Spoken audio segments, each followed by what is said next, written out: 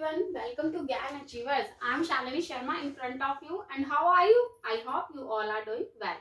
तो आज मैं स्टार्ट करवा रही हूँ आपको कोएफिशिएंट ऑफ डिटर्मिनेशन।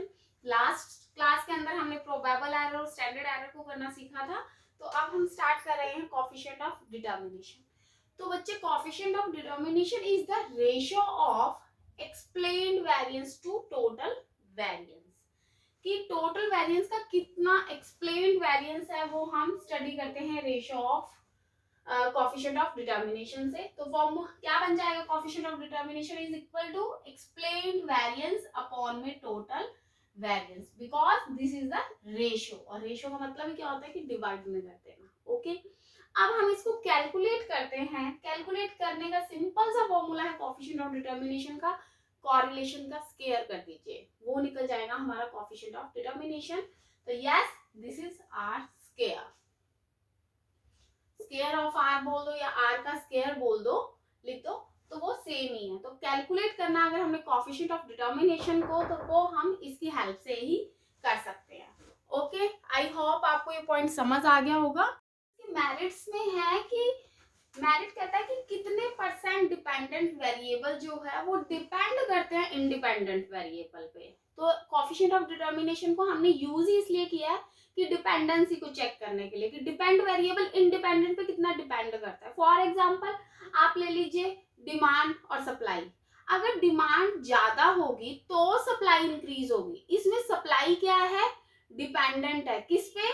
डिमांड पे। ठीक है, तो सप्लाई कितने परसेंट डिमांड पर डिपेंडेंट है, इसको कैलकुलेट करने के लिए हमें कोएफिशिएंट ऑफ डिटर्मिनेशन का यूज करते हैं। ये क्या थी? इसकी एक मेरिट थी, बट इसके अंदर डीमेरिट क्या है? डीमेरिट कहती है कि ये डिग्री ऑफ डिपेंडेंस बता देता है, बट नेचर ऑफ डिपेंडेंस नहीं बताता है कि इट मे बी पॉजिटिव और नेगेटिव। क्यों? क्योंकि हम यहाँ पे क्या करें, इसका स्क्वायर कर देते हैं। चाहे प्लस का 0.4 हो, चाहे माइनस का 0.4 हो, जब हम इसका स्क्वायर करेंगे, माइनस का भी स्क्वायर करेंगे और प्लस का भी स्क्वायर करेंगे, तो आंसर तो कितना आ जाएगा? 0.16। तो वो तो क्या हुआ? पॉजिटिव ही हुआ। तो नेचर नहीं बता पा रहा कि positive correlation coefficient of determination है या नेगेटिव कोएफिशिएंट ऑफ डिटर्मिनेशन है। It always tells positive correlation. ठीक है, इसलिए मैं कह रही हूँ कि ये आर स्क्वायर है, इसलिए ये सिर्फ और सिर्फ आपको डिग्री बता रहा है, ये आपके नेचर को डिस्क्राइब नहीं कर पा रहा। वही सेम बोला है दोबारा से कि ये रिलेशनशिप नहीं बताता है कि टू वेरिएबल्स का, डिमांड और सप्लाई के अंदर रिलेशनशिप है, बट कितना है, पॉजिटिव है नेगेटिव है, उसके बारे में नहीं बता पाएगा। क्यों? क्योंकि हम इसका यहाँ पे स्क्वायर कर देते हैं। आई होप ये वाले पॉइंट्स आपको समझ आ गए होंगे। अब मैं आपको करवा रही हूँ relationship between r and r square, means between correlation and coefficient of determination। अब हमने correlation भी स्टडी कर लिया और coefficient of determination भी स्टडी कर लिया।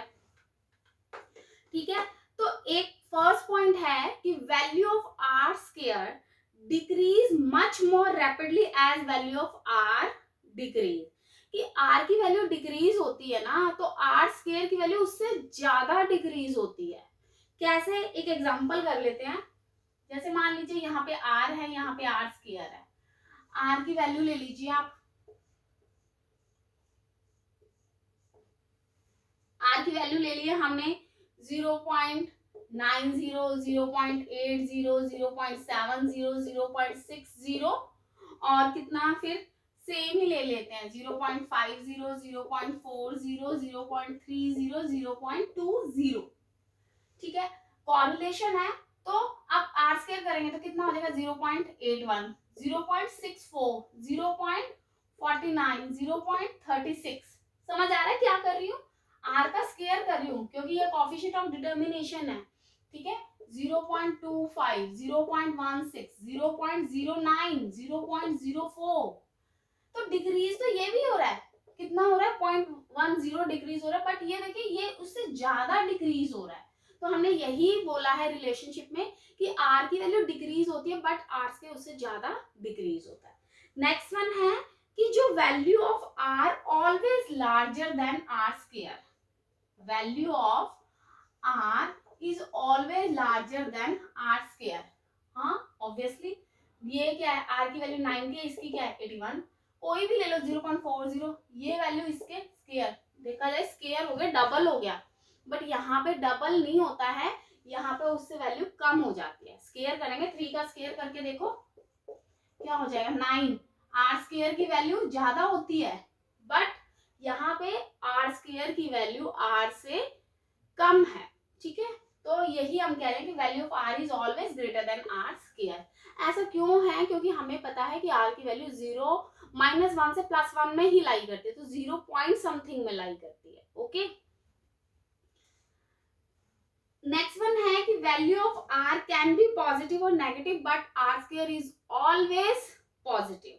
ऑब्वियसली है, आर की वैल्यू -0.8 है मान लीजिए, या 0.3 है, बट जब आर स्केयर करेंगे तो ये तो माइनस भी है और प्लस भी है, बट जब आर स्केयर करेंगे तो माइनस माइनस क्या हो जाता है, प्लस हो जाता है, तो वैल्यू क्या हो जाएगी 0.64, 0.09। समझ आ गया आपको? तो वही सेम कि आर स्केयर की वैल्यू हमेशा पॉजिटिव रहती है, जबकि आर की value it may be positive और नेगेटिव। ये रिलेशनशिप डिस्क्राइब हो रहा है। तो ये आपके 4 पॉइंट्स थे जिसकी वैल्यूज मैंने आपको बता दी है। क्लियर हो गया है? नेक्स्ट वन है, एक क्वेश्चन कर लेते हैं।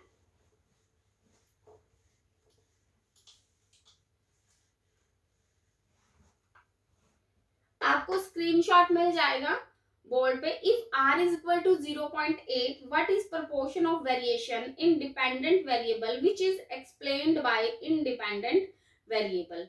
तो बच्चे r की वैल्यू हमें कितनी दे दी है 0.8, और हमें निकालना है R square, coefficient of determination. तो 0.8 का हम स्केयर कर दें 0.64, तो उसने पूछा कि कितना परसेंटेज वेरिएबल डिपेंड है इंडिपेंडेंट पे, तो कितना हो गया जी 64%। ठीक है, तो आप बोल दोगे कि 64% ऑफ वेरिएशन जो है डिपेंडेंट वेरिएबल का, वो एक्सप्लेन्ड होता है बाय इंडिपेंडेंट वेरिएबल। क्लियर हो गया है कि अब कितना परसेंटेज हो जाएगा। अब ये था coefficient of determination. Next one है कोफिशिएंट ऑफ नॉन डिटर्मिनेशन। तो कोफिशिएंट ऑफ नॉन डिटर्मिनेशन है वो कुछ नहीं है, कोफिशिएंट ऑफ नॉन डिटर्मिनेशन जो हमने आर स्केयर निकाला था ना, उसको 1 में से लेस कर दो, ये क्या बन जाएगा नॉन डिटर्मिनेशन। या आप ये बोल सकते हो कि it explains the unexplained variance. ये क्या कहता है, वो तो जो कोफिशिएंट ऑफ डिटर्मिनेशन था वो तो टोटल वेरिएंस का एक्सप्लेन्ड वेरिएंस शो कर रहा था, जबकि नॉन डिटर्मिनेशन है वो टोटल वेरिएंस का अनएक्सप्लेन्ड वेरिएंस को शो करेगा। समझ आ गया आपको डिफरेंस?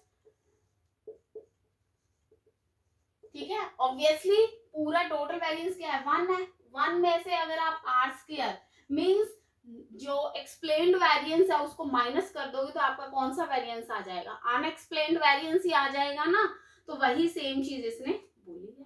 क्लियर है?